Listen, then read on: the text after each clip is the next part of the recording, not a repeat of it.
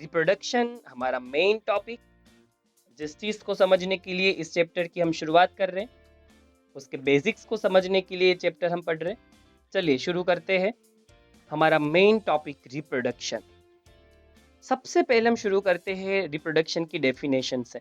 और आप सबको पता ही होगा कि रिप्रोडक्शन का मीनिंग क्या है, रिप्रोडक्शन का मतलब क्या है। कुछ वर्ड्स बायोलॉजी में ऐसे होते हैं जो अपनी स्टोरी खुद बताते हैं, अपना मीनिंग खुद बताते हैं। आपको ज़्यादा कुछ याद रखने की ज़रूरत नहीं रहती। उन्हीं वर्ड्स में से, उन्हीं टर्मिनोलॉजी में से एक है रिप्रोडक्शन। री प्लस प्रोडक्शन, वापिस से प्रोड्यूस करना, किसी चीज़ को वापिस बनाने की बात है। तो चलिए इसकी ओरिजिनल डेफिनेशन को देखते हैं। Reproduction is defined as a biological process in which an organism gives rise to young one similar to itself. पहले तो ये एक बायोलॉजिकल प्रोसेस है, दैट मीन्स ये लिविंग ऑर्गेनिजम्स में ही देखने को मिलती है, क्योंकि बायोलॉजी का मतलब ये होता है साइंस रिलेटेड विथ लिविंग। तो डेफिनेटली ये प्रोसेस हम कहाँ देख पाएंगे, लिविंग ऑर्गेनिजम्स के अंदर। तो लिविंग ऑर्गेनिजम्स एक ऐसी प्रोसेस को शो करते हैं जिसके अंदर क्या होता है, in which an organisms gives rise to young ones, जिसके अंदर जो एक ऑर्गेनिज्म है, इंडिविजुअल है, वो अपने जैसे दिखने वाला सिमिलर एक नया इंडिविजुअल, एक नई लाइफ को फॉर्म करता है। तो रिप्रोडक्शन का मतलब होता है कि एक ऑर्गेनिज्म दूसरे ऑर्गेनिज्म को प्रोड्यूस करता है, बर्थ देता है, उसको हम कहते हैं reproduction. The offspring grow, mature and in turn produce new offspring. ये एक पैटर्न है लाइफ की। हम जानते हैं कि ह्यूमन बेबी बर्थ लेता है, बर्थ लेने के बाद वो ग्रो होता है। हमने देखा है कि शुरुआत के अंदर वो चलना भी नहीं जानता, धीरे धीरे वो चलना सीखता है। उसके बाद वो स्कूल जाता है, प्राइमरी स्कूलिंग, फिर सेकेंडरी, फिर हायर सेकेंडरी, और फिर कॉलेज टाइम आता है, फिर वो मैच्योर हो जाता है।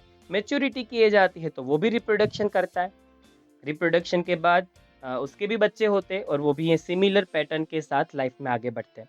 और जो इंडिविजुअल है वो कॉलेज टाइम के बाद, मैच्योरिटी के बाद बेबी प्रोड्यूस करेगा, बेबी की केयर करेगा, और उसके बाद धीरे धीरे बूढ़ा होने लगेगा, ओल्ड एज के अंदर एंटर होगा, उसकी एजिंग होने लगेगी, और फिर एडल्टहुड से होते हुए वो ओल्ड एज की तरफ मूव करेगा और उसका वक्त खत्म हो जाएगा, तो फिर उसकी डेथ होगी। तो यही एक पीरियड है। कोई भी ऑर्गेनिज्म बर्थ लेता है, ग्रोथ करता है, बड़ा होता है, मैच्योर होने के बाद उसके रिप्रोडक्शन ऑर्गन काम करना शुरू करते हैं। वो उसका काम करता है, रिप्रोडक्शन करके वो ऑफस्प्रिंग प्रोड्यूस करता है। ऑफस्प्रिंग भी कह सकते हैं आप बच्चों को, प्रोजेनी भी कह सकते हैं, न्यू जनरेशन भी कह सकते हैं, न्यू इंडिविजुअल भी कह सकते हैं। और उसके बाद उसकी डेथ हो जाती है, क्योंकि वो फिर एजिंग प्रोसेस के अंदर चलने लगता है। रिप्रोडक्शन का इंपॉर्टेंस क्या है, importance of reproduction. Reproduction enables the continuity of the species generation after generation. ये मैंने आपको पहले भी बताया। हर एक लिविंग ऑर्गेनिज्म को नेचर ने बर्थ के साथ डेथ दे रखी है। तो अगर सारे ऑर्गेनिजम्स मरने लगेंगे तो इस अर्थ पे जो भी लिविंग ऑर्गेनिजम्स है, डाइवर्सिटी है, बायोडाइवर्सिफाइड अर्थ है, वो खत्म हो जाएगी। इस दुनिया में कोई भी लिविंग नहीं बचेगा। पर ऐसा नहीं होता। हर एक लिविंग ऑर्गेनिज्म अपने मरने से पहले बेबी फॉर्म करके जाता है, प्रोजेनी फॉर्म करके जाता है, ऑफस्प्रिंग फॉर्म करके जाता है, और वो उस स्पीशीज को या फिर पेरेंट्स की जनरेशन को आगे बढ़ाते हैं। ये मेन इंपॉर्टेंस है रिप्रोडक्शन का।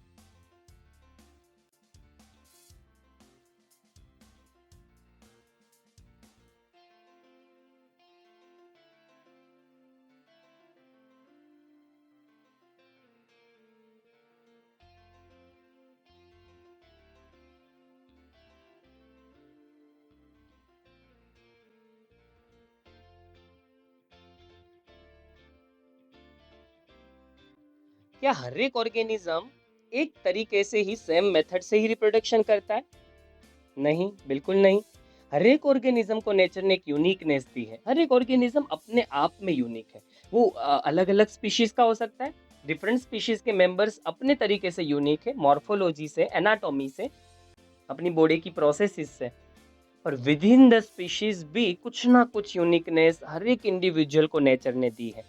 कहा जाता है कि नेचर किसी को भी कचरा बना के नीचे नहीं फेंकता, कोई भी गार्बेज की तरह बन के नहीं आया। हर एक के पास पोटेंशियल है, बस प्रॉब्लम ये है कि हम उस पोटेंशियल को जानते नहीं, हम उस नेचुरल स्किल को नहीं जानते जिसे हम बाय बर्थ लेके आए हुए हैं, जो हमें बाय बर्थ मिली हुई है।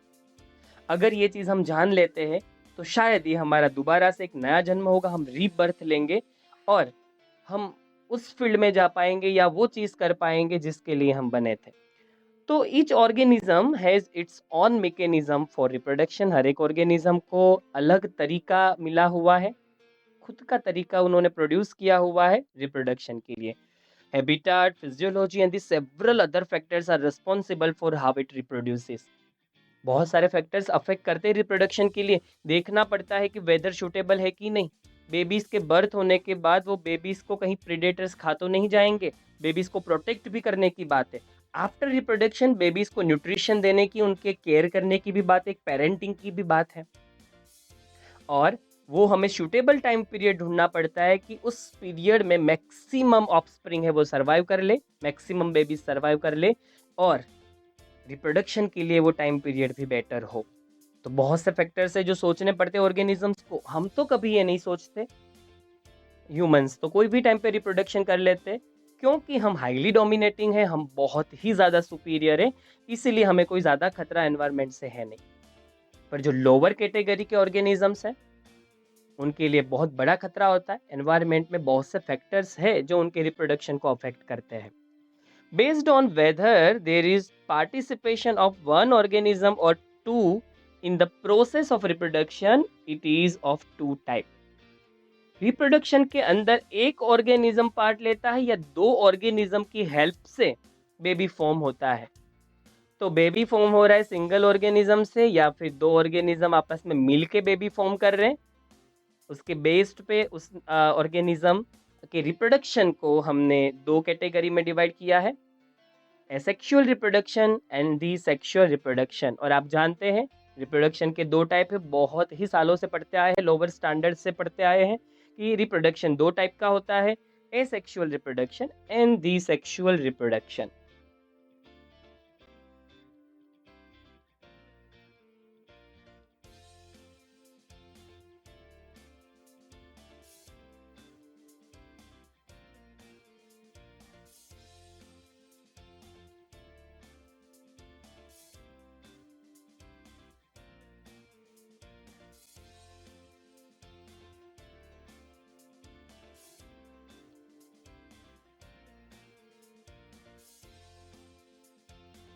What is asexual reproduction? Asexual reproduction क्या है? When offspring is produced by a single parent. पहली चीज कि ऑफस्प्रिंग मतलब कि बेबी फॉर्म हो रहा है एक ही पेरेंट से, ह्यूमन की तरह नहीं कि एक मेल पार्टनर होगा एक फीमेल पार्टनर होगी, नहीं, एक सिंगल पेरेंट से ही बेबीज फॉर्म हो जाएंगे। And without the involvement of gamete formation, gametes की कोई रिक्वायरमेंट नहीं है, आपको स्पर्म की जरूरत नहीं है ना ओवम की जरूरत है। मेल गैमेट और फीमेल गैमेट्स के विदाउट ही जब ऑफस्प्रिंग्स प्रोड्यूस हो जाती है तो ऐसे रिप्रोडक्शन टेक्निक को हम कहते हैं एसेक्सुअल रिप्रोडक्शन। सेक्सुअल रिप्रोडक्शन क्या है फिर?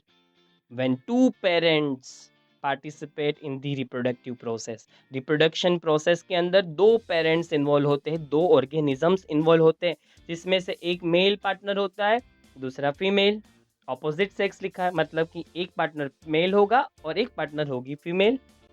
एंड दूसरा पॉइंट ये है involve fusion of male and female gametes. इसमें गैमेट्स फ्यूज हो गए मतलब स्पर्म एंड ओवम, इस तरीके से दो अलग अलग गैमेट्स फ्यूज हो गए और इस रिप्रोडक्शन से जो भी बेबीज फॉर्म होते हैं उन बेबीज को हम कहेंगे सेक्सुअली प्रोड्यूस्ड ऑफस्प्रिंग्स। इस टेक्निक का नाम हमने रखा है सेक्सुअल रिप्रोडक्शन। अब खास याद रखिए जो लोअर कैटेगरी के ऑर्गेनिजम्स हैं वो एसेक्सुअल रिप्रोडक्शन को फॉलो करते हैं और जो हाईली डेवलप्ड कॉम्प्लेक्स ऑर्गेनिज्म है जैसे कि हम सेक्सुअल रिप्रोडक्शन फॉलो करते हैं। इसके पीछे ये रीज़न माना जाता है कि एसेक्सुअल रिप्रोडक्शन बहुत इजी है, बहुत ही सिंपल है, वो एकदम इजीली परफॉर्म हो जाता है। और जो सिंपल ऑर्गेनिजम्स हैं उनके लिए ये टास्क बहुत इजी रहता है, जबकि सेक्सुअल रिप्रोडक्शन बहुत कॉम्प्लेक्स प्रोसीजर है, बहुत टफ प्रोसीजर है और सिंपल ऑर्गेनिजम्स ये प्रोसीजर फॉलो नहीं कर सकते।